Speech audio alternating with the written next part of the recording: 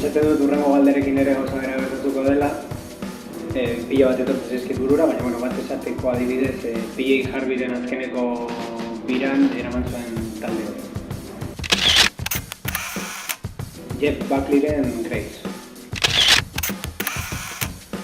Orain obsesio txiki bat dauka Glenn Danzigek Johnny Cash-entako idatzi zuen 13 kantuarekin. Esango dut Anariren zure horrekoari penalak diskoa, osorik izan daiteke, eta bereziki geure buruaz beste bat egitea.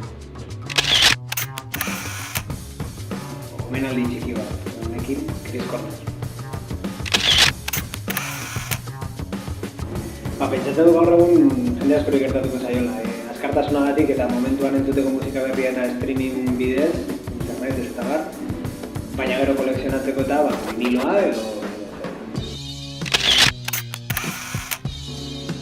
aretoak, areto ertainak, ez dakit, Euskal Herrian Bilboko Jantzokian, Gasteizko Jiminas. Gauza bera, aretoak.